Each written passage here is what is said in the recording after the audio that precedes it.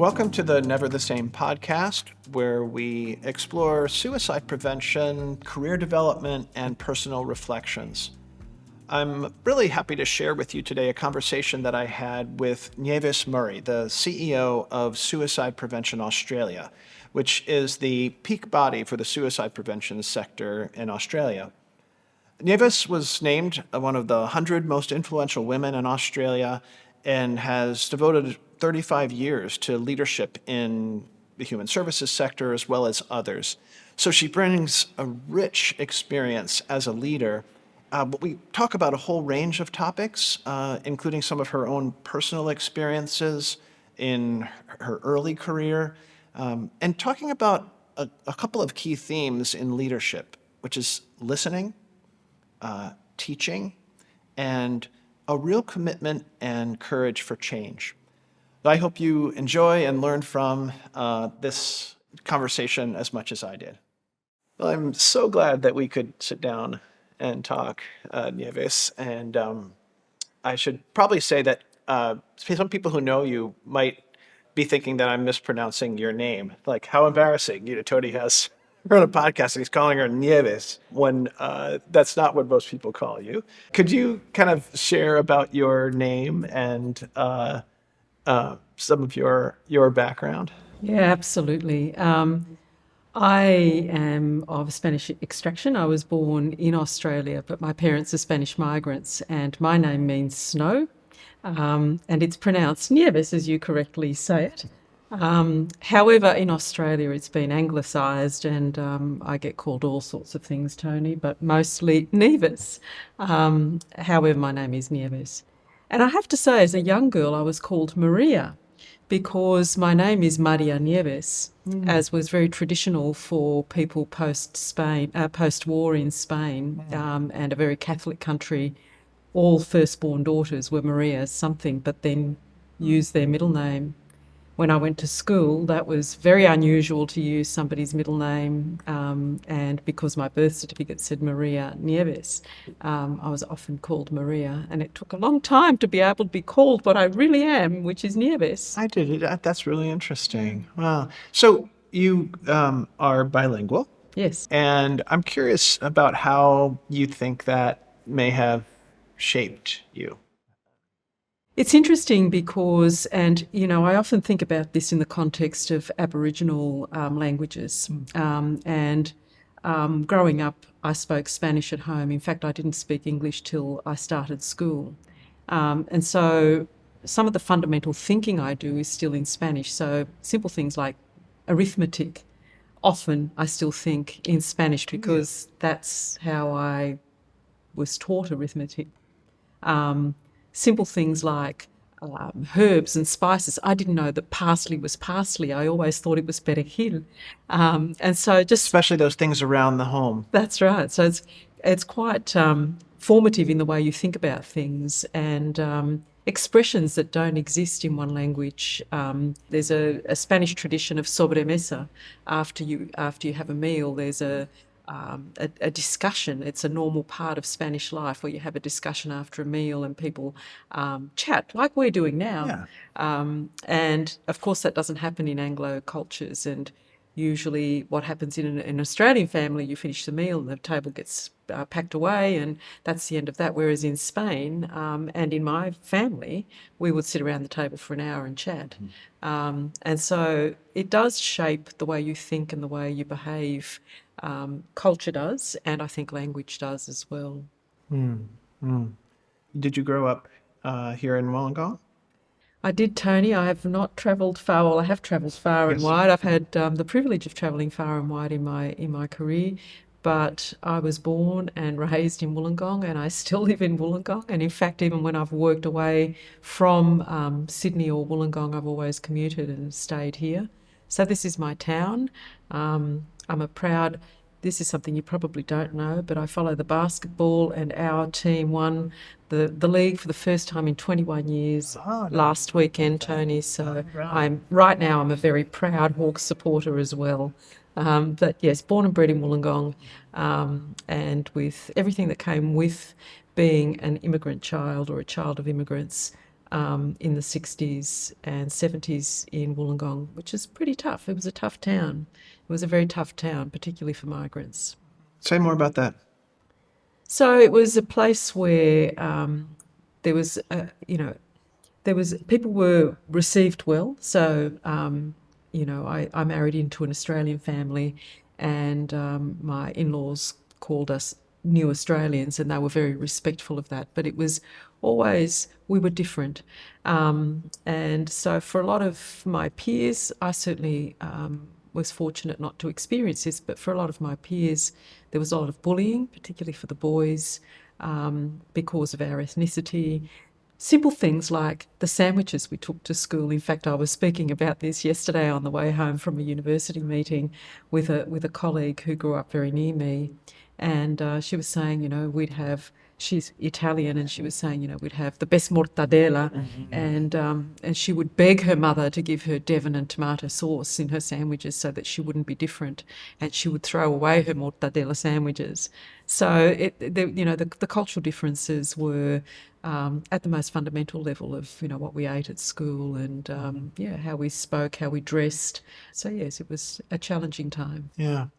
Well, this maybe is a point of transition into your career, because I know that you have, through a variety of different roles and organizations, devoted yourself to, I guess, people who would maybe kind of trying to empower vulnerable individuals. Could you talk about that? I don't know what the genesis of that desire to change communities and help people be the best that they can be. I don't know what the genesis of that was, other than knowing that, as a child, my mother always told me that I could do whatever it was that I wanted to do, and that education was the key to unlocking a better future.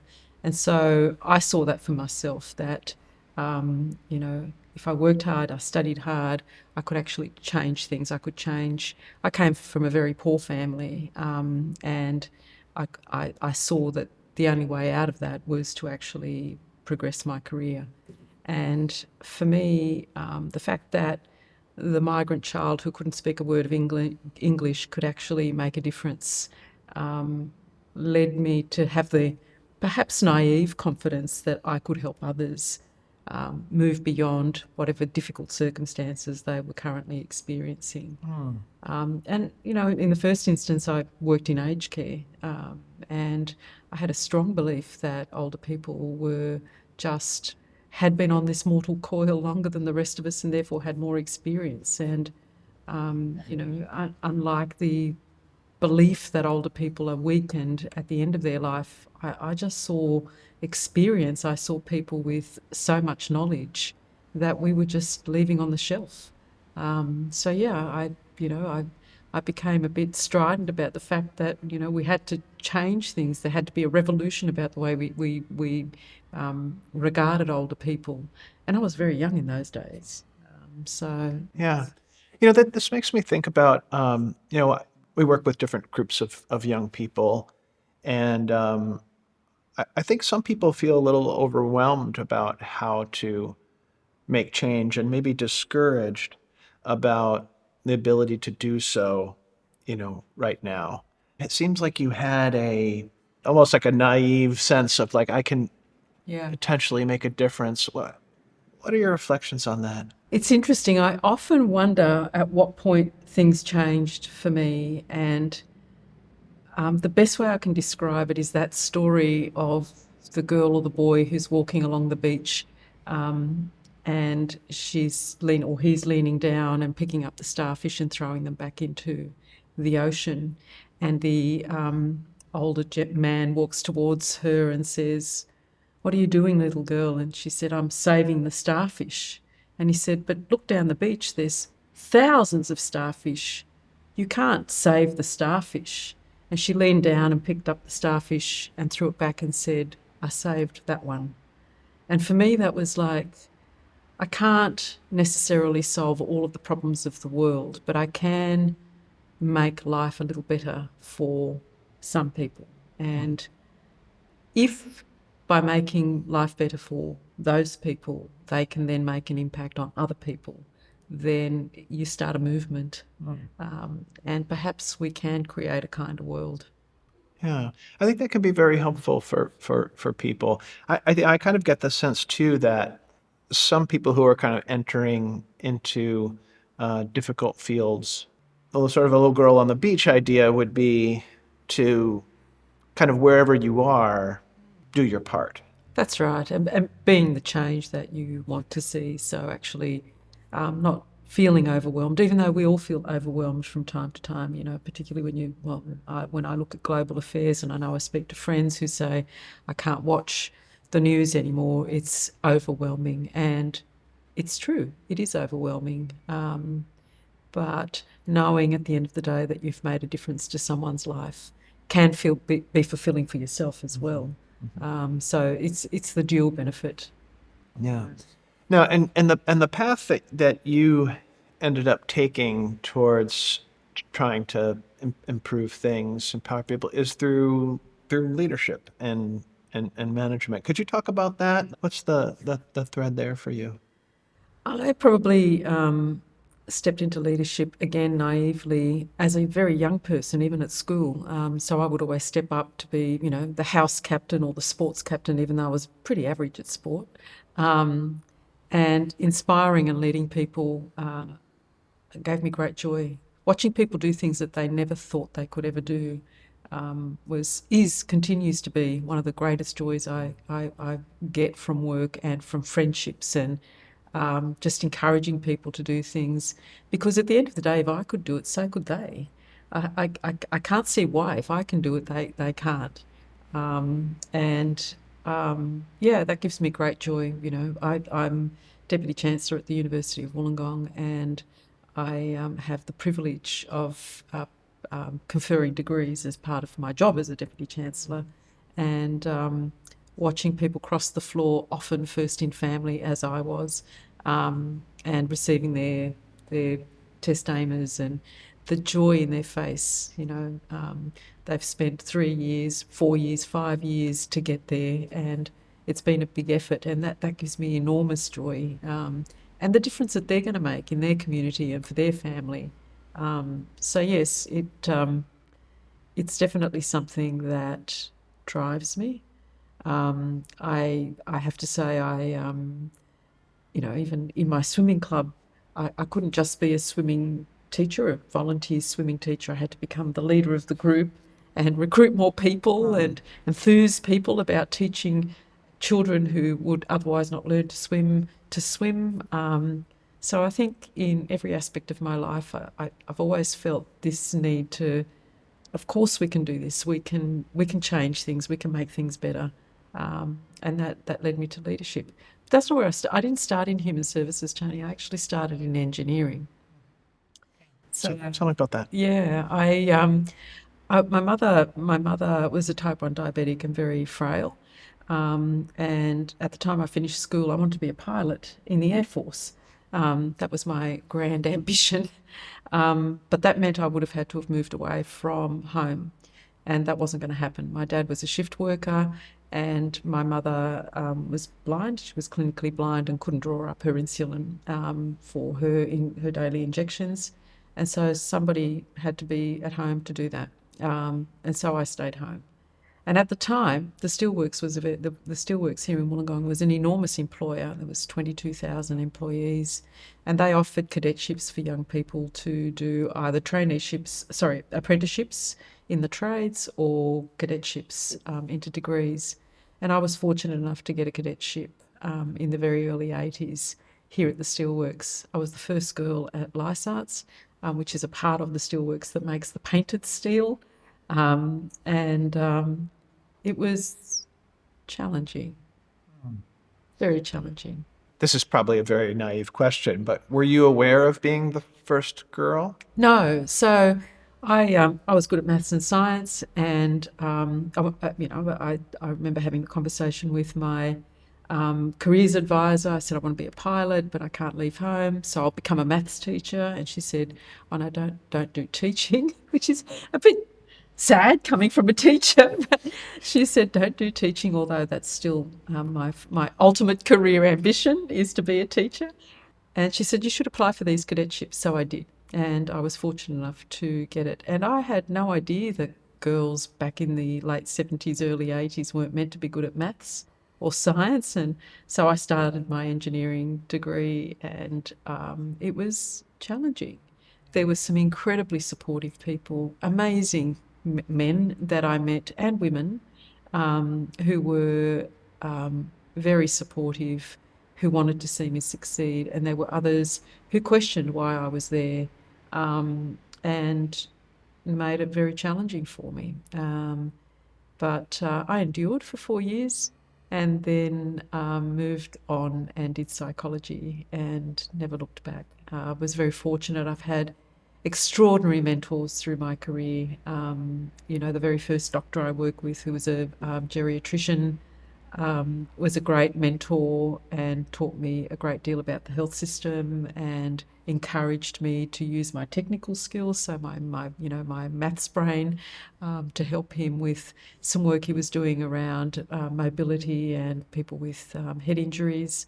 And so that's how I started in the health services. And from there, again, was curious about trying new ways of caring for people, became very involved in the development of community aged care, so care for older people at home rather than in institutions, because I often heard my own parents say that to put them in a nursing home was to that would be the greatest disrespect. So it was trying to understand what supports people needed at home and then working with government to fund those sorts of services. So back in the 80s, that was not a thing, care for older people at home. Yeah. And so it kind of evolved, and I grew up with it. Yeah. And Could I just circle back though to, you said, you endured that for 4 years and then you went to psychology. What was slow that down for me a little bit. How did you make that shift at the end of that 4 years? yeah, great question. My strength was definitely the maths and science side of it. I had a friend who was studying psychology, my best friend at school, and she was struggling with the statistics in psych. And so I was helping her with the stats and realised that this was really curious and interesting stuff that she was learning about human behaviour. And I became interested by helping her with her stats. And to be fair, most of my psychology studies were in the kind of cognitive science and stats, that side of psychology rather than counselling. But that's how I became interested, helping someone with stats. Wow. Wow. So this is, I guess, by helping her, That's you right. ended up, oh, I kind of like this. Yeah. And what drew you to that? I mean, what was it that you found? Do you remember was there a sort of a moment where it kind of sparked, like, I think I'd like to move into something more about People. people? Yeah. Look, I think it was probably my own. I mean, I was very young when I started as an engineer. I was 17. I was becoming more mature and realizing that I liked being around people. I actually was curious about people, and in engineering, that wasn't something that was going to happen for me. And so psychology was a good transition, I think, because I was able to use the science side of my brain and work with people and make a difference to people. Yeah. I also started working. I was very fortunate that as a student, I actually gained a placement with this geriatrician I spoke about, and he made it real for me. So I wasn't just studying it wasn't just all about books. I was, walking hospital wards with him, talking to people my age with head injuries who'd, had a head injury because they had been hang gliding or in a car accident, and just that realization that life turns on a pin, and the importance of a health system to support people for whom life has changed so radically. It just drew me. Yeah. One of the themes that I've heard through having some of these different conversations with very accomplished people like you is that what I just heard of, that people don't always end up where they started. And we've heard from early career people that's a helpful thing to see. I mean, you started off in engineering, and now you're the CEO of Suicide Prevention Australia. What's been your observation about that? Many times in people's careers, they don't end up where they started.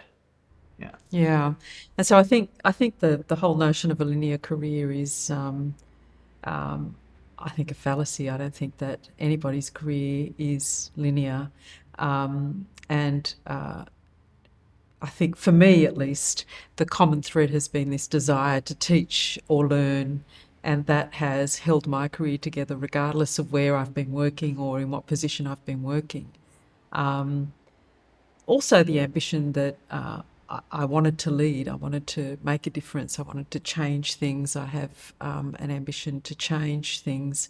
So it's not just about picking a career and sticking with it, it's also about finding your purpose, understanding deep down what gives you joy, and looking for that in roles. And not always will the roles that you take on, a community services coordinator, which was a role I once held, isn't about teaching. Yet I found a way. Except that it was for you. That's right. I found a way of finding my joy by teaching the assistant or teaching, the people who were going out to care for the people that we were looking after. And so it is about finding ways of expressing those things that give you joy in a job and never feel a prisoner to your job. Love what you do. We spend a long time at work, and I think it's crucial that we find the joy in what we're doing at work, or move on. No one's holding us there, and often I see people, I call them prisoners, who are so unhappy at work.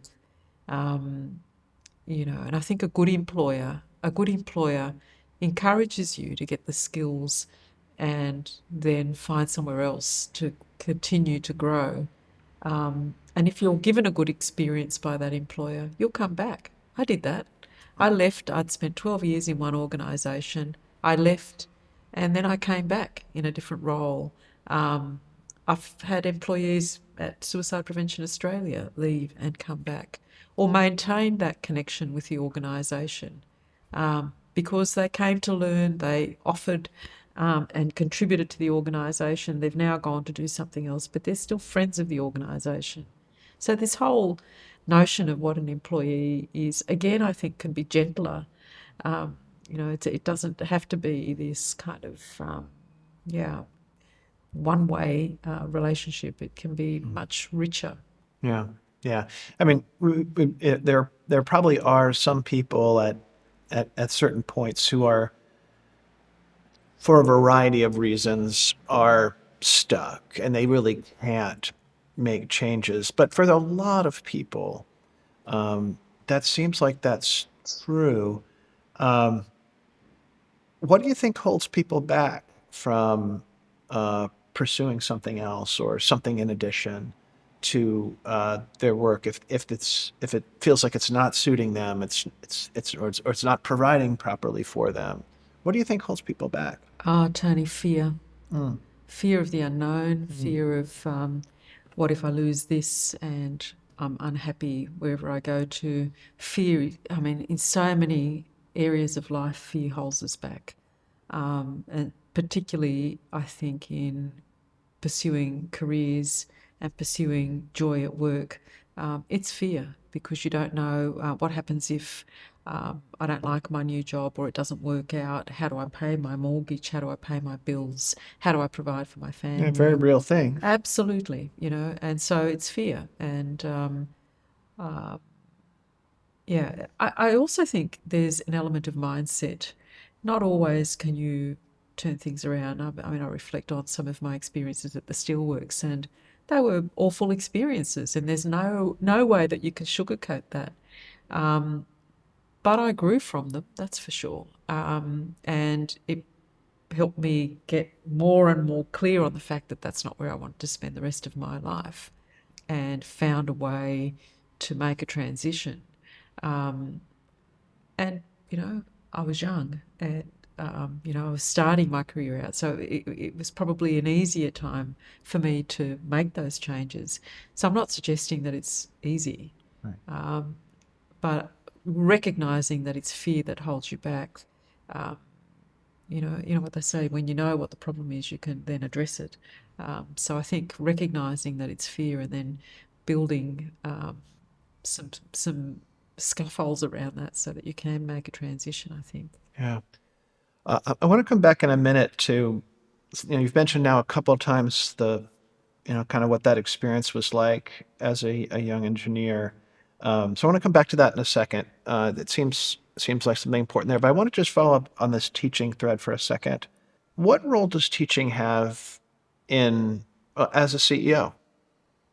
Oh, it's How are you a teacher? yeah, 100% of my role, well, maybe 98% of my role is teaching.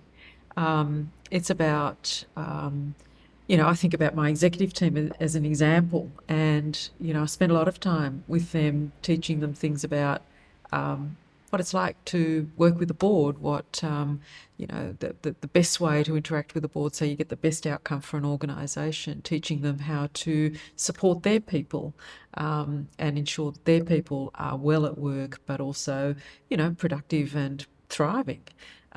So I'm constantly teaching. It's a fundamental of my role, teaching things like strategy, what it means to write a strategy, how you ensure that a strategy is not just a piece of or a document that sits on a shelf, but how you activate a strategy, how you be disciplined about that, because sometimes it just feels like you're being, administrative when you start to say, no, now we have to do this document that goes with the strategy, and then you activate it, and then you report against it, and so teaching every part of doing their job, not just being technical specialists in advocacy, as an example. So they're teaching me around advocacy. I'm teaching them. So it's not a one-way teaching relationship. It's yeah, we And, learn from each other. and what makes a good teacher? Empathy, I think, recognizing that you are not the holder of all of the knowledge. To, I think, understand where the person is at, to provide information for them where they are at, and in a way that they can digest it and use it, and then to support them to use it, get them to test it, and sometimes get it wrong, give them support when they get it wrong, reteach, you know, guide, provide scaffold, and then get out of their way. Hmm. Get out of their way and let them do their thing, and they will always surprise you. Hmm. Yeah, I think I could really relate to that. One of the things that I've also observed is, as a fundamental to a let's say a teaching approach to leadership is being able to take things back a few steps as to like, why are we doing this? Not assuming steps A, B, and C and jumping right to D. Is that something that you've seen as well? The why, the Yeah. context, the context. We do this because, and helping people understand not just the task that you want them to learn or do, but understanding the purpose and how that particular thing will make a difference to what they're trying to achieve. And I think people are wise. So if they understand the context and the purpose of why they're doing something, they're more likely to learn and internalize what you're trying to get them to understand. Always understanding the why. I mean, even in the boardroom, you teach in a boardroom, Hmm. and I don't mean that disrespectfully, because usually the people who are sitting around that boardroom are incredibly wise and experienced, but they're not in the business 24/7. So you are teaching, the context of what's happening in the organisation or in the environment that the organisation is working. But understanding the why, the purpose, I think, is a fundamental ingredient in learning being sticking. Yeah. So yeah, And communication, really. Yeah. I'm reminded of we went to a cardiologist for my daughter when she was very little, and when he was explaining what was going on with her heart, the first thing he said was, "The heart pumps blood through the body." And that always stuck with me. Like you'd think you could sort of assume that, but he really wanted to lay like I'm going to really walk you through this. So and beginning like that, and that's something that's really stuck with me sometimes is to think, what's the most basic thing that maybe you think you can just assume, and maybe start there sometimes. And I think when I've heard you speaking, I've heard you take that step back often to sort of remind remind us of the broader purpose along the way. Yeah, that's right. It's the why, the why we're here. Yeah. Yeah. So if you don't mind, and sharing whatever you feel comfortable, you mentioned how awful it was that you endured those 4 years, and that you were the first woman there. I don't know if that's all connected, but what would you feel comfortable sharing about that time? Yeah. Look, I think it was um, a difficult time for the organisation. I think the reason I was brought in to work at the steelworks was a genuine motivation to change what was happening at the steelworks. I think that the motivators, the desire to change was definitely there, but it was perhaps at the leadership level and didn't really filter through the organisation. They also didn't have an understanding of what that meant and perhaps over rotated on what it meant.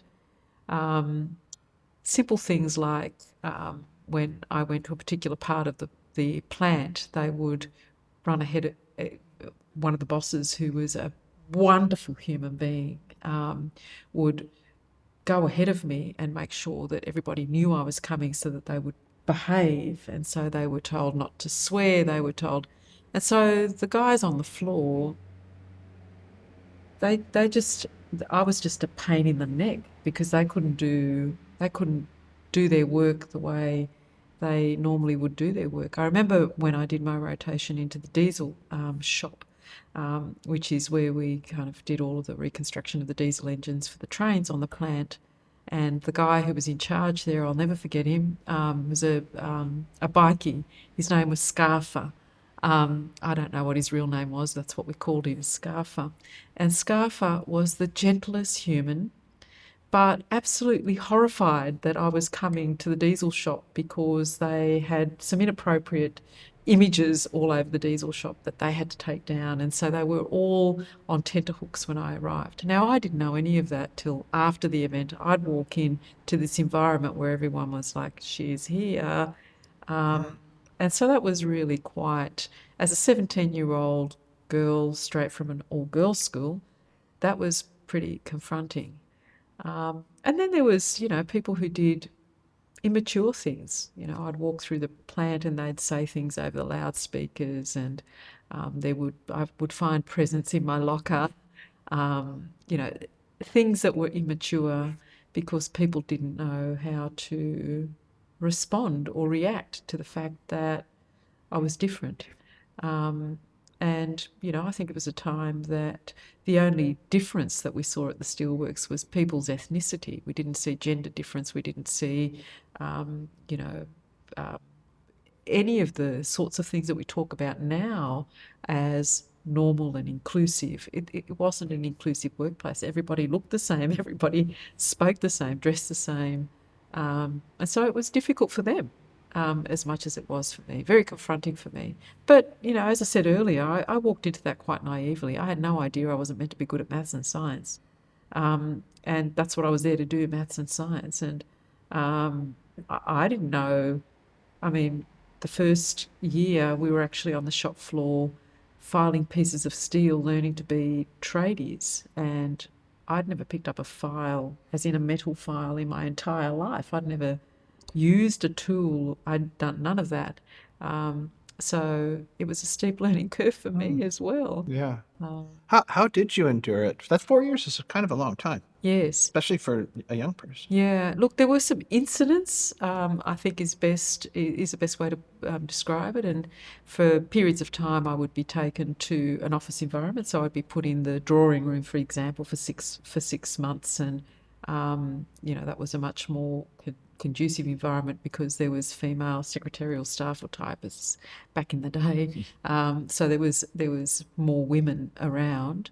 Um, one example I'll never forget. I was building a G clamp out of a lump of steel. So one of the tasks we had to do was get this rusty piece of steel and turn it into a shiny G clamp with a screw, and so we had to build it from scratch. And so I was building my G clamp, and during the process, it had curves, it had flat surfaces. During the process, you had to go to the supervisor, and they would check to make sure everything was perfectly square. They would check, it'd be marked on it. And I had got to the particular stage of building my G clamp, and I went out to my supervisor, and he held it up to the light, and he ran the set square over the curves, and he looked at me and he said, "That's really good for a girl." And so I grabbed the G clamp. I was so distressed, and I slammed it to the cement floor and smashed my G clamp, or damaged my G clamp, and stormed out. And it's like, wow, I thought it was just good, not because of the fact that I was a girl. And he was mortified that he'd upset me that badly. But yeah, it was a reaction. So yeah.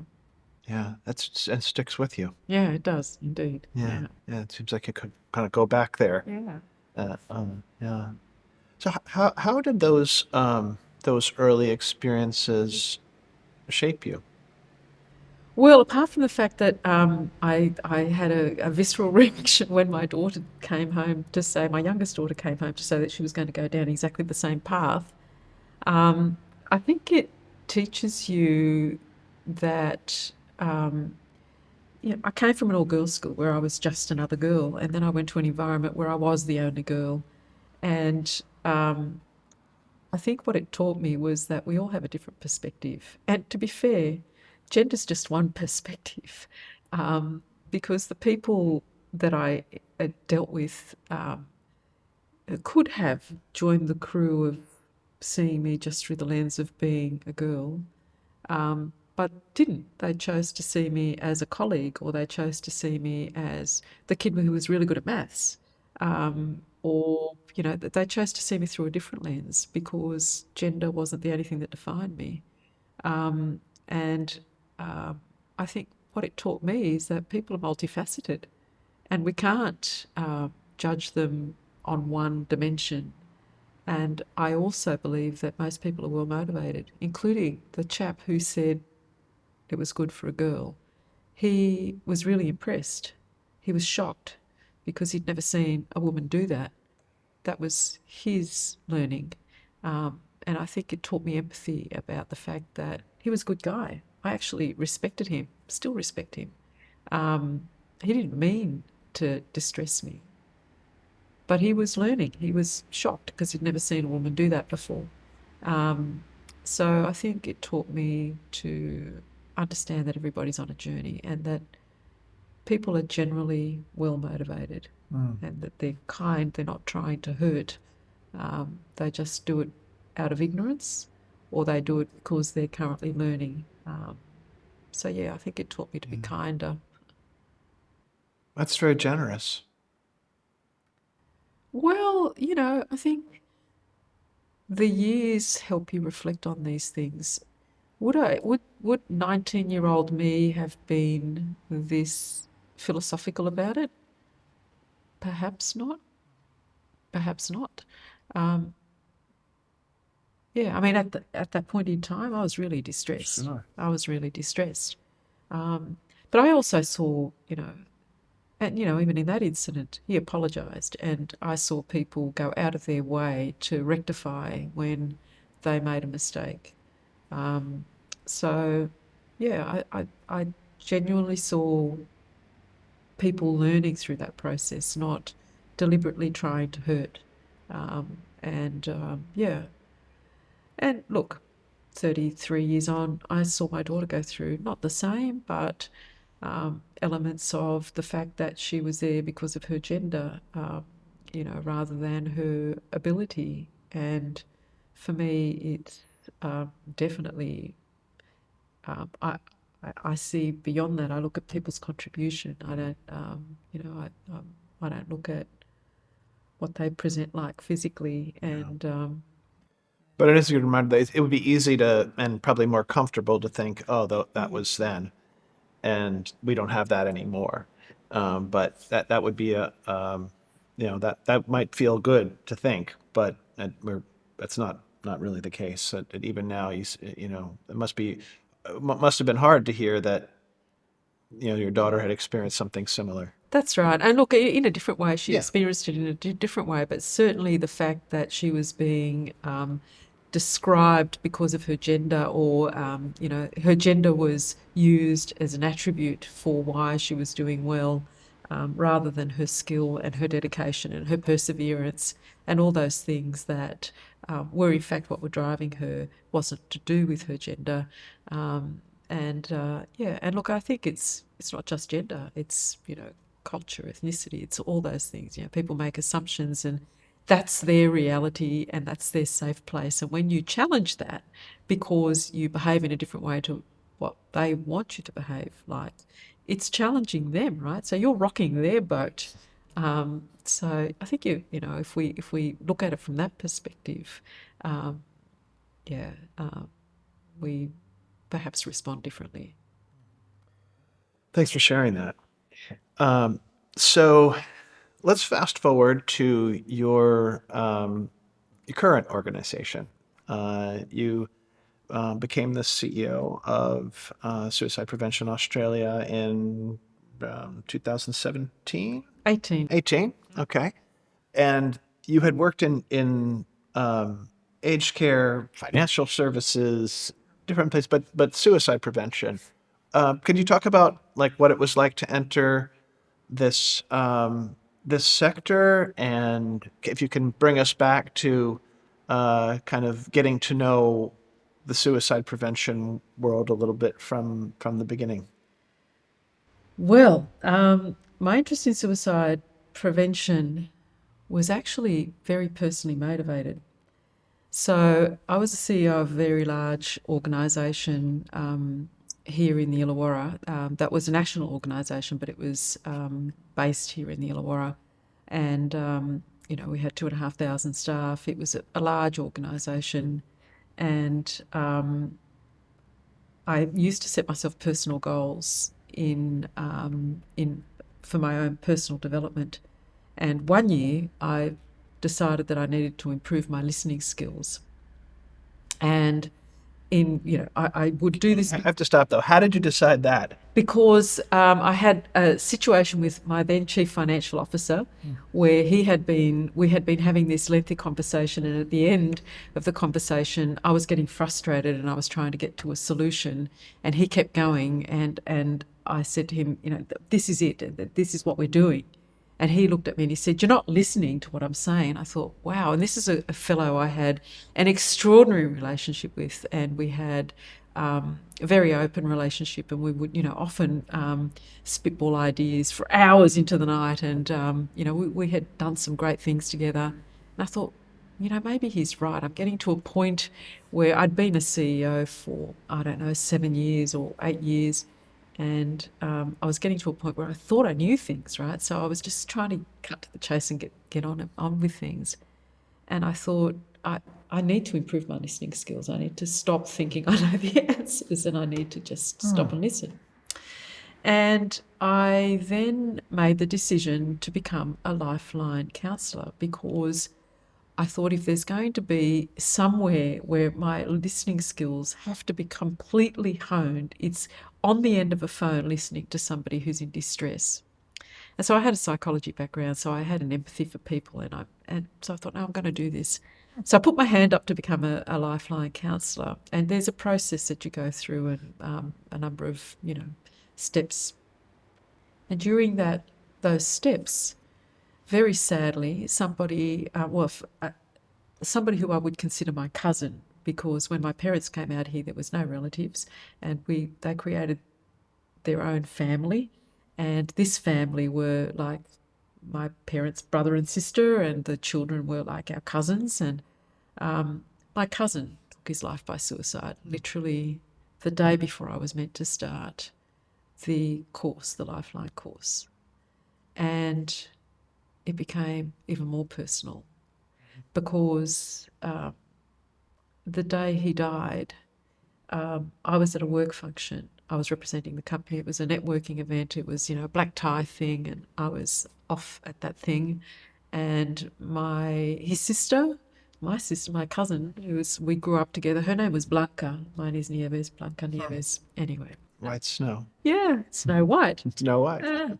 And she was overseas celebrating her birthday, and so my parents were the next of kin. And so when he was found, the police contacted mum and dad, who were already not young people. They had some significant health conditions, and they had been trying to call me all night. And I was at this event, and so I came out of the event and got mum's very desperate message, and yeah, and so it's become personal, Tony. And so then when my substantive career finished and I wanted to do something different, there was a number of roles came up in the suicide prevention space. And when this one came up, I knew it was the right job. And I'm so glad that I was given the opportunity to step into the role, because I really didn't have any leadership experience in mental health. I had been predominantly in aged care and retirement living. And my only experience in suicide prevention was as a Lifeline counsellor for 7 years. And the thing I love the most is the advocacy, the fact that as a Lifeline counsellor, I was that little girl on the beach putting starfish into the ocean. At suicide prevention, I'm looking at the system and looking at why the starfish are there, and looking at ways to make sure that the starfish don't get to the beach, and working with government. And that advocacy at my stage in my career is a very joyful thing, to be able to look at enduring systemic change that will leave the place better for my involvement. I hope. That's my ambition. What surprised you about suicide prevention when you started in it? Oh, the competition. Look, if I reflect, it reminded me of where aged care was 30 years prior. I saw it as a group of incredibly well-meaning people with extraordinary passion, with great skills, trying to do good things without any coordination, with very little money. And because there was definitely a mindset of scarcity, and so I saw a lot of competition for scarce resources that, as an outsider, I could see duplication all over the place. I could see opportunities for collaboration that people wouldn't step into because they were trying to establish their organisations. And so it was 7 years ago. The sector was a competitive, immature sector. I've seen significant change in those 7 years. And I think it has been as a result of increased investment, not enough, but some increased investment in the sector, and people being able to stand back and say, do we have to do everything? Or can we pick our lane? Can we collaborate with a colleague and make this better, have a bigger impact? That's starting to happen, and hopefully moving away from that scarcity mindset to one where, we have the end user in the centre, and we think about how we use the resources that we have to address the end user rather than you know, fight for our patch. We're getting there. We've still got a long way to go. So that was my initial observations. It was pretty competitive, very competitive, Yeah. a very competitive sector. And for you, it sounds like you said it was, this was a personal as well as a professional decision, something you really care about. Um, what kind of things do you think you brought in from your previous experiences into the role in leading? For people who don't know, Suicide Prevention Australia is the peak body related to suicide prevention here in Australia. And maybe for people who aren't even in Australia, could you explain what a peak body is and Yeah. what the organization is called to do? It's a unique phenomenon that I think is widespread in Australia, but not in other countries. A peak body essentially is a representative body of a group of members. Generally, it's based on a sector. So, for example, in aged care or retirement living, there's peak bodies that work with government to represent the interests of their members. Suicide Prevention Australia has about 400 members. Half of those are organisations, large organisations, right through to small one-man bands, one-person bands, and individuals, either with a lived experience or researchers, or people with an interest in suicide prevention. And so our job is, some would say, crudely, that it's to corral cats. And perhaps it is, because all of those organisations and those individuals have different experiences in suicide prevention and different perspectives and different desires and ambitions for what they want in suicide prevention for Australia. And so our job is to distill all of those messages and create a common narrative that we can then work with governments across the country to implement either systemic change, introduce policy, increase funding in particular areas, but to look at the issues of suicide prevention across the system and work with government to embed changes in the system that mean that suicide prevention is more effective across the country. So our job is to listen very, very well and carefully and intentionally to our members to understand what their pressure points are, what they're seeing on the ground that's causing distress for the community, and then to advocate to government. Also to support our members to grow, if that's what they choose to, improve their quality and their systems internally through accreditation programs, provide access to training. Many of our members are in the training space, so we try to amplify that so that people in the community know where to go to receive training in suicide prevention, because we know that suicide prevention is not just about those of us in the suicide prevention sector. Right. Suicide prevention can happen anywhere, in the pub, at the hairdresser, when someone tells their story. I often say, imagine, most of us have first aid skills, most of us know how to do CPR. Imagine if we knew how to respond to somebody in distress in a way that kept them safe. Imagine if we all had those skills. It's more likely that we would save, well, in fact, it is likely that we would save many lives, because often it's that first time someone tells a story that can make all the difference to that person's trajectory. There's a lot about that you just said that sounds challenging, really exciting, but also challenging. I mean, had hearing from, trying to reflect so many different perspectives, understand what people's needs are. For you, what do you think are the biggest challenges, either to your role specifically, or for for a peak body in suicide prevention? We take it whatever direction you think. But what are some of the Yeah. real challenges in that? Because it is, certainly in suicide prevention, it's still very much an emerging sector. And there is a misconception that suicide prevention is all about mental health or mental illness. And so, again, educating people that it's more than that. It's can be that. It can be about mental wellness or mental illness, but it can be so much more. It could, could be about financial distress. It could be about relationship breakdown. It could be about so many other things. And encouraging people to understand that, or to destigmatise, to actually change the perception that somebody in suicidal distress is, fragile.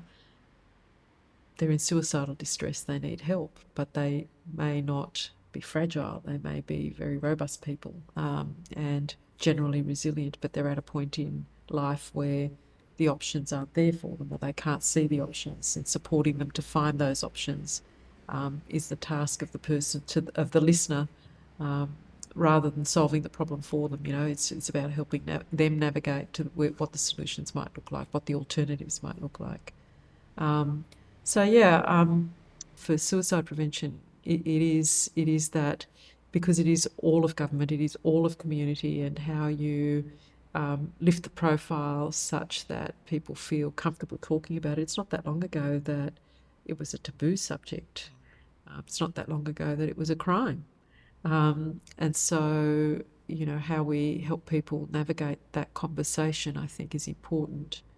For a peak body, the key challenges are representing the diverse voices without upsetting people. I would imagine so. Yes. And that doesn't always happen. And sometimes there are points of inflection where you have to make a call, and not everybody's going to agree. My experience, though, in the last 7 years, and it's only a short experience really in this sector, is that if you are clear and articulate about the why, people may not always agree to start with, but people in this sector are good listeners, and they do listen. And perhaps 2 or 3 years later, they might actually understand the why and say, I get it now, I'm with you. So it is about not trying to eat the elephant in one sitting. It really is about being clear and staying the course. So we have a national policy platform. It's a tool we use to try and be clear about what our priorities are. There's 1,000 things that we could make priorities, but we've chosen 3, and then in the most recent review, 4 key things that most of our members feel comfortable in supporting. And that's our narrative. We don't stray from that. In fact, I've had government officials ring me to say, I know you're going to say X, Y, and Z, because you become predictable. So I think the key in being an effective peak body is to pick those things that most of your members are going to be comfortable and support, and then just don't deviate. Yeah. It's those 4 things, and keep at it. You make progress an inch forward, then push it further. Just be clear and stay the course. Sounds like there's a lot of discipline involved in that. What about when people are upset with you? How do you handle it when somebody is, who has their, probably good reasons, but might be quite upset that the things they think are important are not being represented? How do you personally handle, people disagreeing, being upset, or even angry? Yeah, great question, and probably about to uncover some wounds. I'm a generally resilient individual. And have got fairly good support networks around me. But I have had situations, even in this role, where it's been difficult to be kind in response to somebody who is persistent on their perspective. And refuses to listen because of whatever's happening for them, often fear, as I say. But I have to say, it's only a few years down the track that I can reflect on that with kindness, because I felt wounded. And I've developed a strategy with my team, because I'm very open with my team and work very closely with them. We're a very small team, so we have a trusting relationship where if I'm feeling that I'm not able to present my best self in that interaction, to step away from that interaction and have a colleague step in. And so there are some situations where I've felt that I can't contribute positively and that I'm becoming emotional in my response. And I try as best as I can to step out before that becomes an untenable situation and have a colleague step in, and supporting each other, because sometimes when you're dealing or when you're working with people for whom it's so deeply personal, Yes. so deeply personal, they're not going to hear you because they've lived it. And they're angry that you're not hearing them sufficiently well because you're not doing what they think you should be doing. And for those people at that time, those around them often retreat from them because they are so passionate about what they want to achieve. And so anybody who steps in their way becomes the sole repository of that feeling, that position. And so, as a team, we have worked together to support each other when we're dealing with people, when we're working with people in those circumstances, because they're going through stuff as well, right? Yeah. But it's not easy. And you have to have a support network. Well, in my circumstances, having a support network and people I trust, people who will step in, but also then say to me, I need to step out again, you need to step in for me, has been very helpful. Yeah. Because it's an emotionally It charged. is. It's just about, one of the most emotionally charged thing. And I don't know what it's like in every field, but I feel like a really large proportion of people that I come in contact with came into this for some personal reasons, and have personal experiences. So I think that's what's so exciting about Yeah. the sector is that um, nobody's like business as usual when it comes to suicide prevention, right? It is why there's so much vibrancy and and you meet such wonderful people. Indeed. Um, but I would also imagine that there's a lot of emotion in that. But Tony, I get it. If the system has let you down to such an extent that you have either seriously contemplated taking your life or have made an attempt on your life, why wouldn't you be angry? Why wouldn't you be fearful? Why wouldn't you want to change the system yesterday? Why wouldn't you have that I don't know, fire that sometimes manifests in a way that could hurt others unintentionally? Yeah, I get it. It's not nice to be in the firing line, but I get it.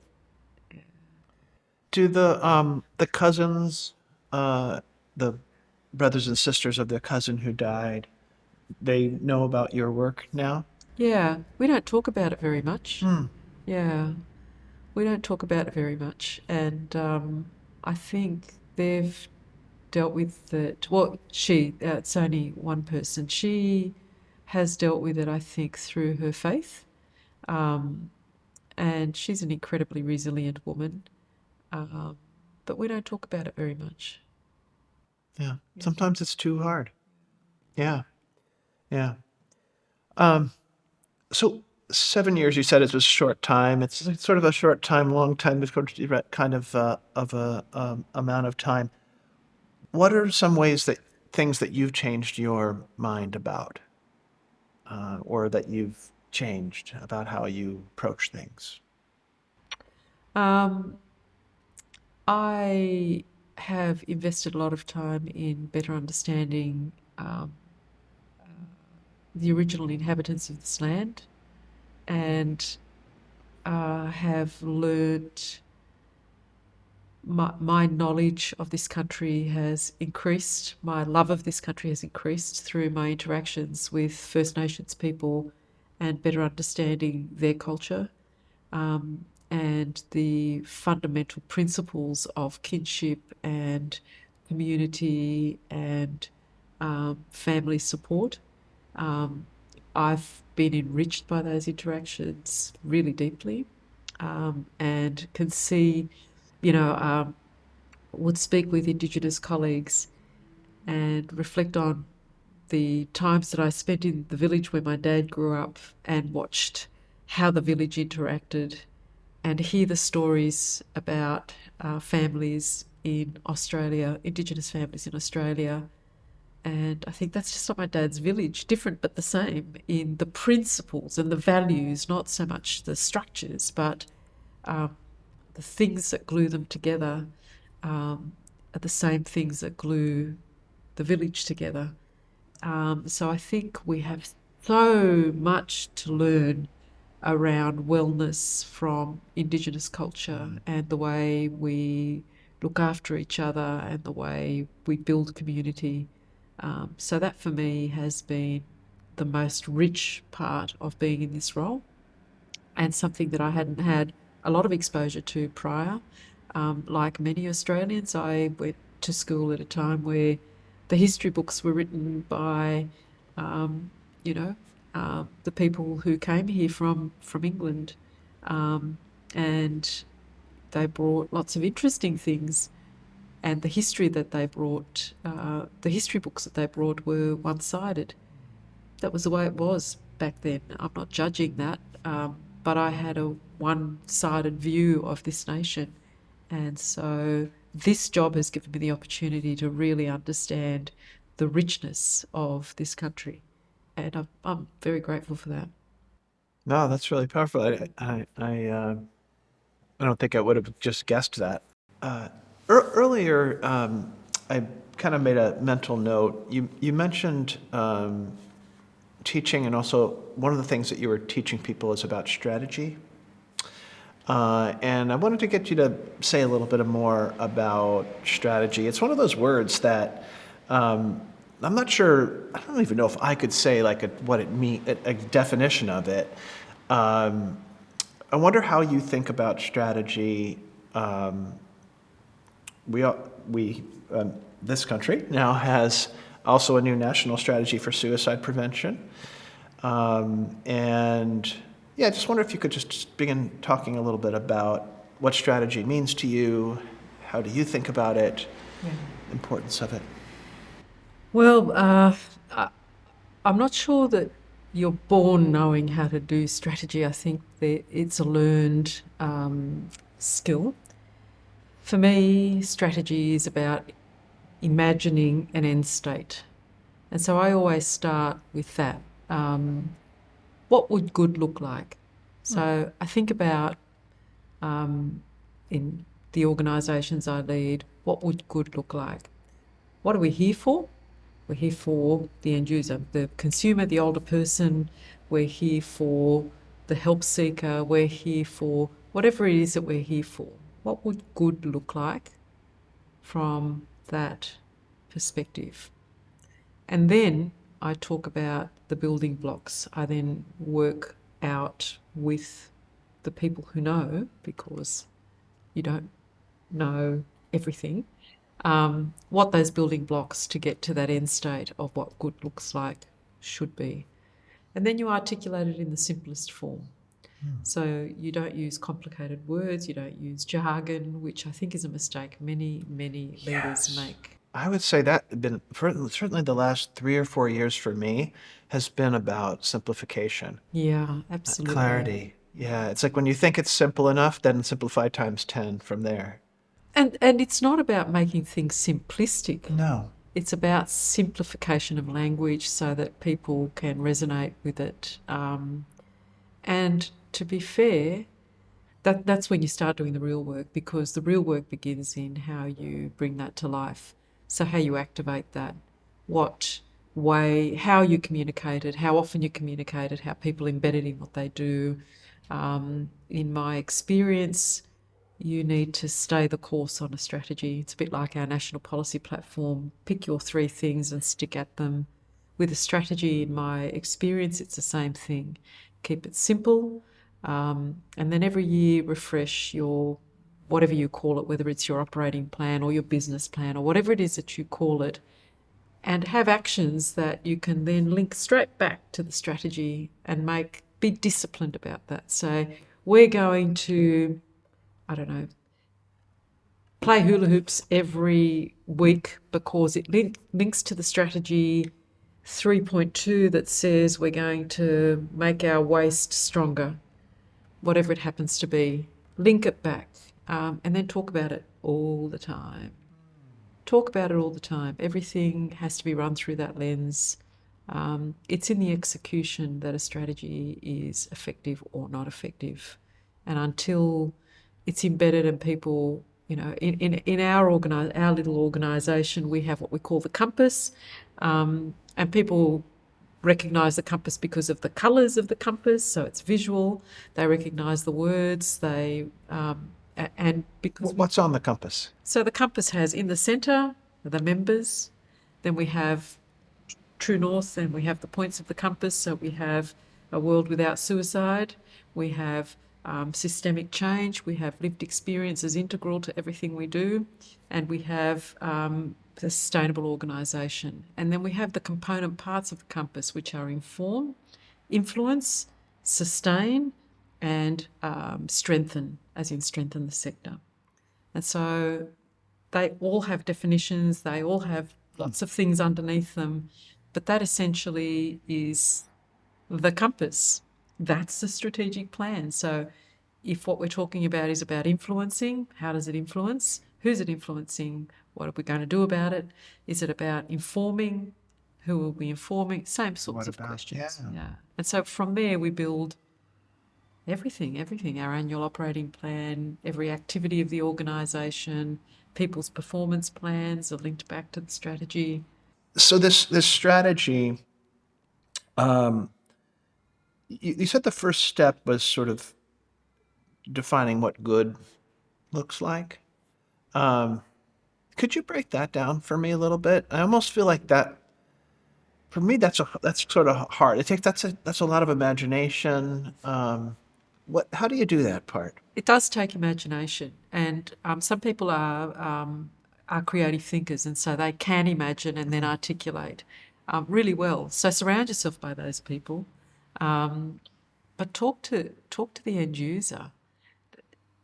I think I made the mistake very early as a leader of setting strategies based on what I knew of a sector or what I knew of a particular problem, without really thinking I knew what the problem was from the consumer perspective, without really having those conversations. So for me, it really is, I have evolved in the way I develop strategy in really starting with the consumer. What does the member think? Where does the member think we're really bad at what we do? Where does the member think the system has to change? And then framing the picture of what good looks like based on what you're hearing from as many of the end users as you can possibly speak to. So how about a national strategy? Just as we're recording, it was earlier this month, I think, that the strategy launched after a long period of consultation and other kind of machinations of government. We had some wonderfully smart people at the National Suicide Prevention Office leading the development of the strategy, and incredibly impressive people. They were extraordinarily diligent in speaking with consumers and people with a lived experience of suicide, as well as the sector. They consulted really broadly, deeply, in developing the strategy. And I think it's fair to say, and certainly when we participated obviously in those consultation processes and conducted some of the consultations on behalf of the office, the things we were hearing, essentially people were saying, we've been saying this for a long time. So it was a complex strategy because suicide prevention is a complex area. Nevertheless, people with a lived experience have been talking about what good looks like for a long time. And so we were able to, we were able to, as a sector, articulate that fairly quickly because it has been an ambition for a long time. It's very well written, it's simplified. Yeah. The language has been simplified in a way that's accessible. Right, but still, to me, it's the most intellectually rigorous strategy for suicide prevention that I've seen. That's just from my own, kind of perspective. But right, but not jargony, not. Yeah. It is simplified, but quite rigorous. Yeah, indeed. And I think that's a tribute to the way the consultation groups that the office put together. I sit on the National Suicide Prevention Advisory Board, and on that board there are people with a lived experience, but there are also, highly acclaimed academics who have been in the human services assessment space for a long time and brought a very different perspective to when we were reviewing the strategy. Obviously, we did other things in that group, but certainly when we were reviewing the strategy, they brought different perspective. But the deep consultation with people with a lived experience, I think, is what has made it so practical and so tangible. I think too, the office had a tough task in consulting with government departments because they wanted this to land, and they invested a lot of time in speaking to government departments that don't play in the suicide prevention space. So they moved right outside of health and had input from those who didn't see suicide prevention as their business to try and understand how they could be influenced for it to be their business. So I think that breadth and depth of consultation has been key to a document that I, like you, believe is incredibly robust and has the potential to change the system in this country for better outcomes and keeping our community safer from suicide. If it's fully funded, but then that's just me going on to the next stage of advocacy. Right. No, well, it's true. There has to be resources, otherwise. Exactly. Yeah. And yeah, I think but the office has been very judicious in they're now developing an outcomes framework that will help them, will help the sector say we're achieving or we're not achieving. So I think they're doing the right thing. It allows us to then advocate for the funding piece separately. Yeah. Yeah. No, and from what I understand about that work, I think that's also extremely innovative. To have again a robust, scientifically rigorous way of gathering data, putting it together, reporting against a strategy again would be world changing, really. And I think we'll make sure that for viewers and listeners, we'll provide a link to the strategy.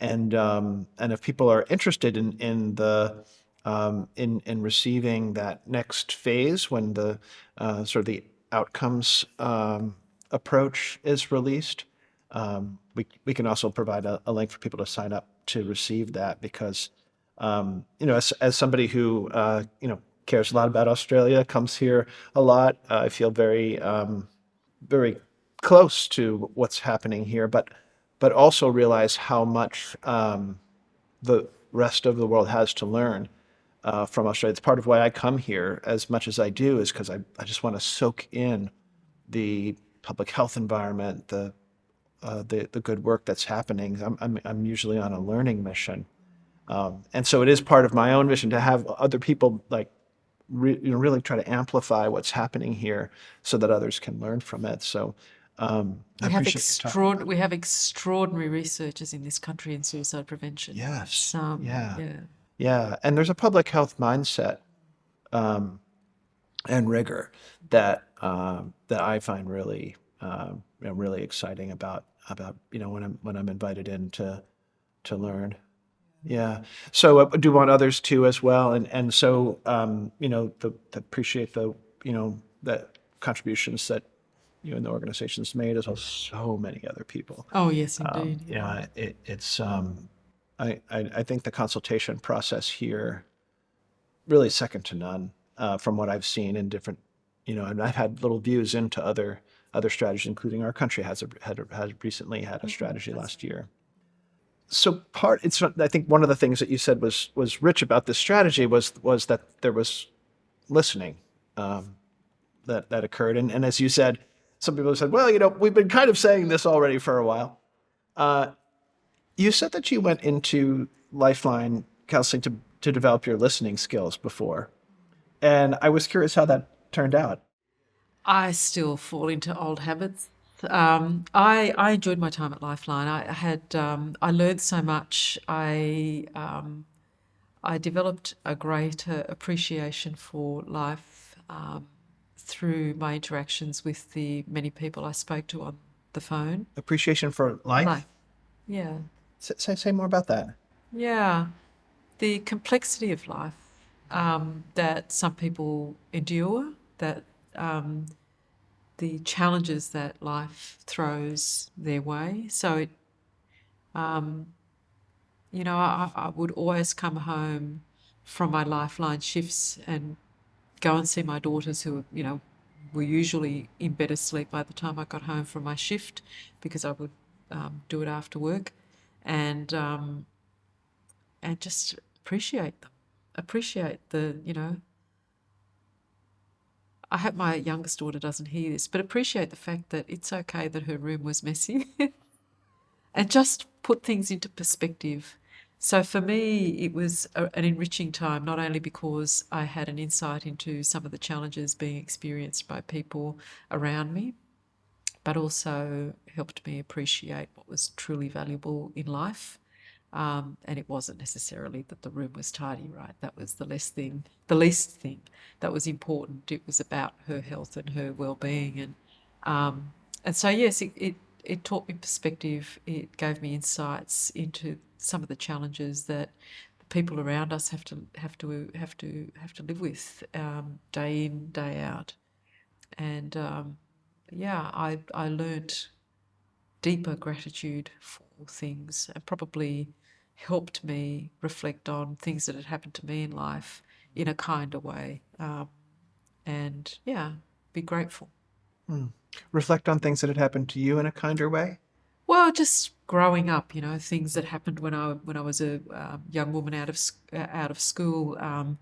The fact that my mother was sick ever since she was blind when I was 11 years of age. So, being a carer for my mum, the fact that we were incredibly poor, and for in my very early youth, my parents lost their home when I was about 2.5 or 3, so we were homeless for a while and lived with another family till they were able to get supported housing, and so it gave me an understanding that there are people who are still living through that, and that's their life. They haven't been able to get out of that cycle, and so it just gave me a different perspective.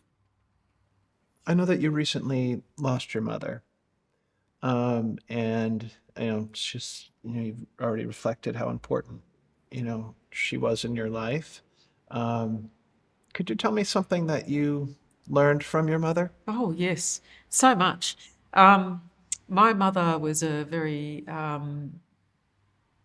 proud, articulate woman, um, stubborn, and very proud of her heritage. And so she taught me a lot about my heritage and to be proud of my heritage. rather than be ashamed of being different to the kids at school. I was very proud of where I came from because that's what I lived with at home. She also taught me that education was key to everything. So for my mother, since I can remember, if there was a learning opportunity, I would be put into that learning opportunity. In fact, I think she thought I was never going to be productive in the world or something. I don't know, because she made sure I learnt everything there was to learn and then some. So I learned from my mother that education is key, that you should never give up an opportunity to learn something new.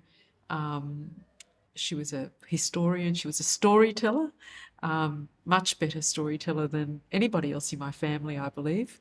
And I learned from her that storytelling, and in fact, I think about the Indigenous culture again and the importance of storytelling. And I've spoken to Aboriginal colleagues who talk about the value of their mother and their mother's storytelling to their life. And I often reflected on the importance of my mother's storytelling in my life, and how that's impacted my children as well. So she was an incredible woman. And widely read. She was well educated herself, but she married a farmer's son who had no education, had probably not finished primary school. So she made some really brave decisions, and even to come to this country, because she had a comfortable life in Spain. My father didn't, but she certainly did. But she made a decision to come to this country and start again. So she was courageous as well. So yeah, and she lived with chronic illness all her life, and was blind. And she you wouldn't have ever picked it. I'll never forget images of my mother, who was very politically minded, sitting around the table with the men back in the day when smoking was de rigueur, in a smoke-filled room playing poker, arguing politics, the only woman in the room.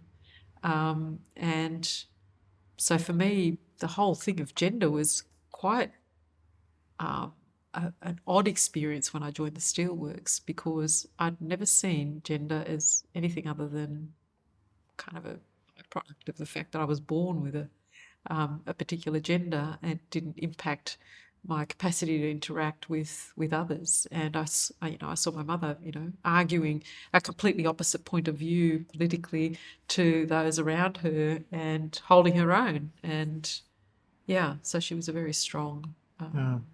And I know that you worked in aged care for a long time, and you were certainly, I know from our own conversations that uh, you really also helped and took care of your mother for a long time when she was declining in her health. Um, what do you take from those experiences? The vulnerability of life. I saw my mother deteriorate, and certainly her quality of life in the last few years was not what I would have wanted for my mother, and I know not what she would have wanted for herself. And her vulnerability in that time,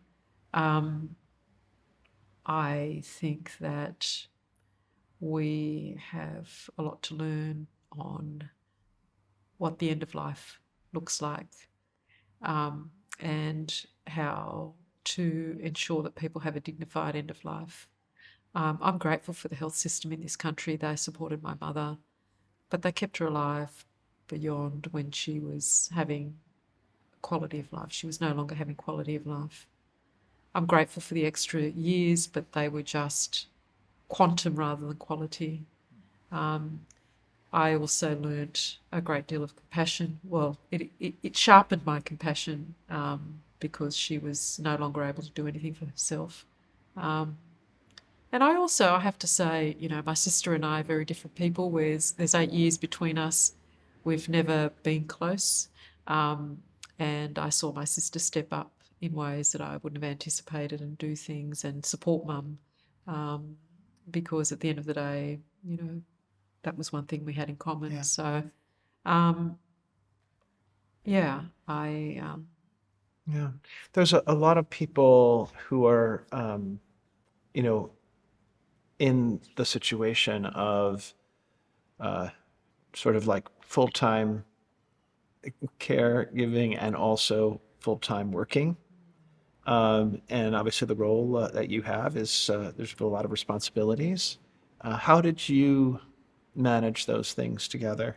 Yeah, my sister did the heavy lifting during the week. She doesn't work, and I would look after mum on a Saturday. That was my day, and it was a special day. It was a day that I would make sure that there was nothing else on, that I would be there for her. Um, it's not easy because, particularly as people frail, it's not just on a Saturday that they're frail. It happens during the week, and systems fall over. And I work for a wonderful employer that has allowed me to get back to see mum when things weren't well, and she was in hospital for very long periods of time. So it is about employers taking a human approach to the fact that we all have a life outside of work. And I hope that I'm that employer as well, that I demonstrate that empathy for our people. And I think when you go through something like that, where you're caring for somebody who's frail, whether it be a child or a parent or somebody else, that it does give you empathy as an employer about supporting people to do what they have to do in life, because that's what life's about. It's not just about a strategy. That's an important part of how we make a difference in the world, but caring for the people around us is also a very important role that we play. Yeah. So, this 7 years has involved strategy and sounds like also mentorship, compassion, teaching. We've talked about a lot of different um, aspects of that. Do you still have somebody that mentors you? Yes, I do. I've had mentors. I've been blessed to have accidental mentors and then deliberate mentors through my entire life. When I became a CEO for the first time, I was in my very early 40s. Now I've aged myself, haven't I? Um, I was a young CEO, particularly for a large organisation, and I was nervous because I had been in that organisation, and suddenly I was coming back as the CEO of people who had been my peers and my superiors, and so I was pretty anxious about that. And I was fortunate to have the chair of the board, who offered me the role, was a great teacher. In fact, I'm still in touch with him. He occasionally rings me just to have a chat or to have a coffee, and he taught me so much. And he also encouraged me to get external mentors, which I did. And so I joined a group called the Executive Connection. I was part of the Executive Connection for many years. And now there's a group of us that are alum of the Executive Connection, and we get together once every 3 months just to support each other. So yes, I have had many mentors. My current chair I look to him as a mentor. My former chair at Suicide Prevention Australia was also a mentor. Every chair that I've worked with in my previous company was a mentor.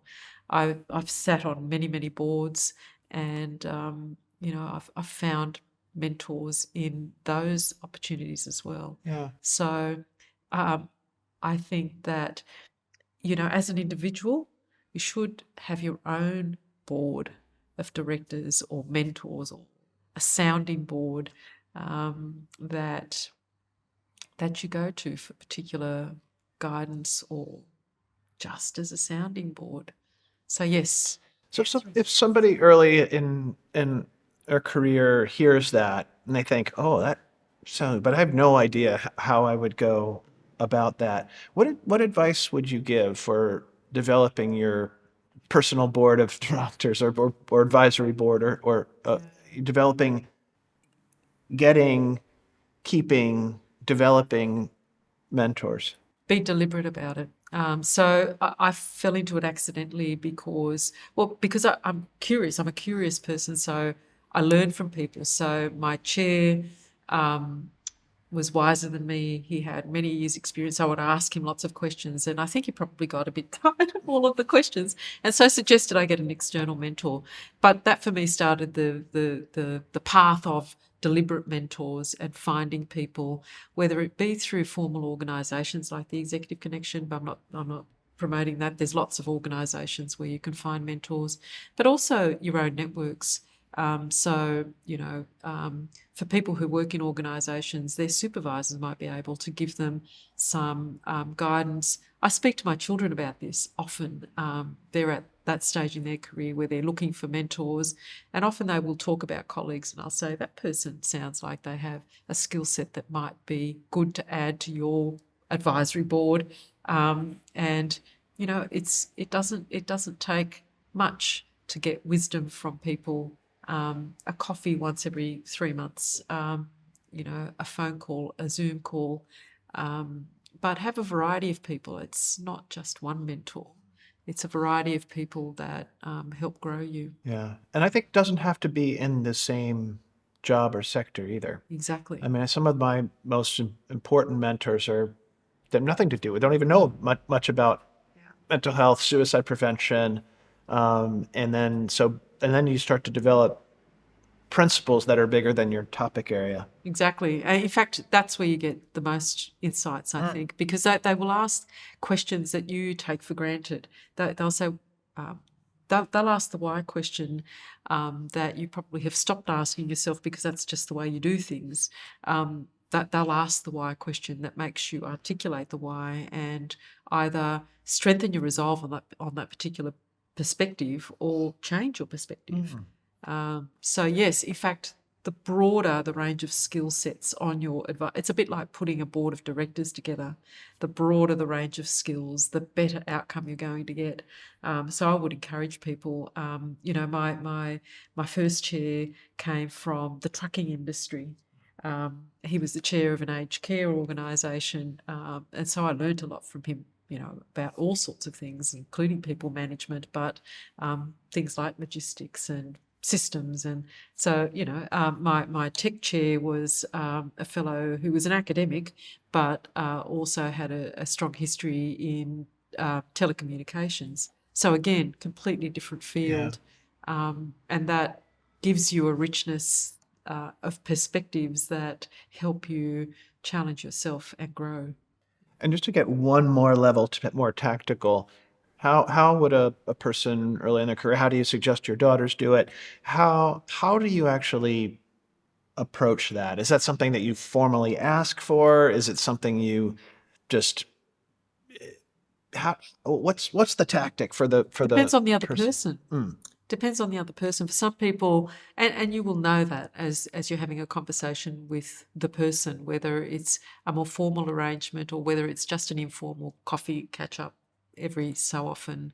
I've had people approach me and it's been a formal approach. I've just joined the University Council. I'm a student. Can you help me? Can I meet with you before the board meeting to go through the papers? And so, those formal approaches work for particular things, but the informal mentoring is equally as valuable. And usually look for people who have had experience and can teach and are good listeners. The listening. Yeah. Comes back to that, doesn't it? It does indeed. Yeah.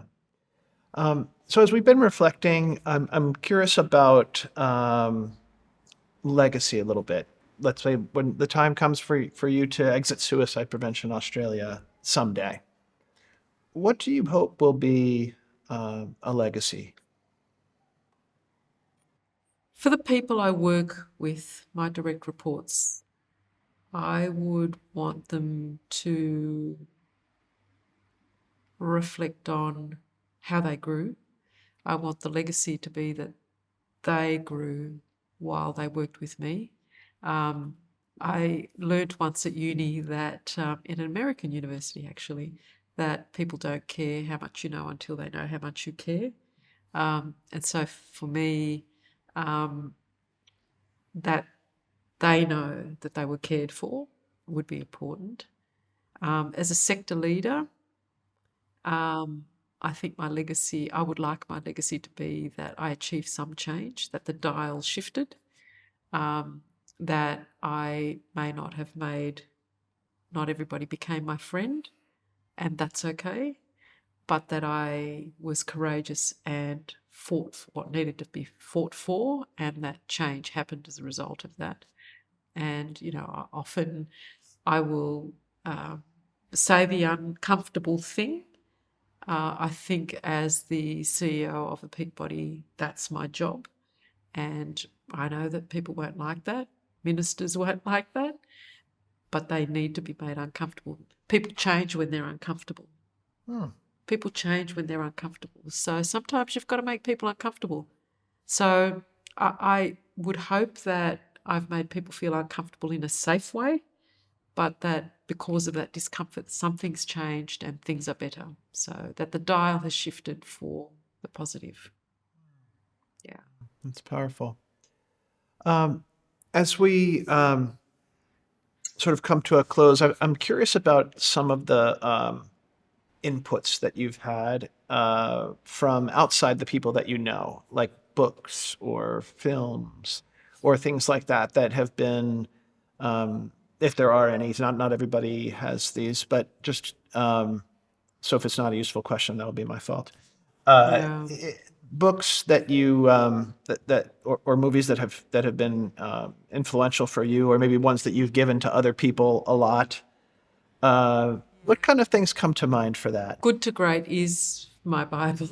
Ah, So that for me, that kind of changed my perspective on my role as a leader, in that my mindset shifted to I'm just the custodian of this organisation for a period of time, and I have to set it up for the next person. So I think that changed my leadership style quite significantly, my mindset about leadership quite significantly. So that's a book that I Good kind to of Great. find Yeah. good to great. And that's interesting because one of the things from that book is the hedgehog principle, which is that you're so that makes now I understand the idea of we're going to have these three things and we're going to keep after them and we're going to keep saying it. Yeah. What else from that book? The big, hairy, audacious goals. I think the fact that great companies, it's about the depth of engagement rather than just the leader. It's more than the leader. I haven't read it for a while now. I've actually got 2 copies in my bookcase at the moment, so Maybe it will we'll come both out go tonight. back and, Yeah. and read it. Any other books, That's films? the main That's one, the and I one. think Yeah. there's lots of others, but and certainly my children always ask for recommendations, but that's the main one. That shifted my thinking. I'm not a movie watcher. I don't watch too many movies, although I have been recently. But no, I can't think of a movie that has had a profound influence, but that book definitely, and one that I remember buying for boards year in, year out, Yeah. to help them think beyond themselves and the current point in time, and think about this as an era of an organisation that we are custodians of for this period, and how we set it up for the future. Yeah. Yeah, that's really powerful to be. That's a different kind of mindset. That that my job as a leader is to uh, is to think beyond my Yeah. tenure there. Yeah. And making yourself redundant. And the book doesn't speak to this, but certainly for me, it's how do I build the people around me such that if I'm not here tomorrow, nothing happens to the organisation because everybody is so across what you're doing. That for me, that investment in others and or systems to ensure that it's not dependent on you drives me every day. It's like, making sure that everything's available to everybody so that it's not about the organisation isn't vulnerable to you or me. Well, finally, you said something earlier that stuck with me. You said that it's still my career goal to become a teacher. Yes. What did you mean by that? I don't know what I'm going to do when I grow up. I still don't know, Tony. I think I teach okay. I think I could get better at it. I'm not sure what I'd teach. I have no idea what I'd teach. Maths, maybe, but my maths is so bad these days. I can't even do basic arithmetic. Um, But but when you do, it's in Spanish. that's right. That's right, it is. Um, I think that's where I'd like to finish my career. I'd like to teach. I teach now, and that for me gives me great joy. But I think I would teaching.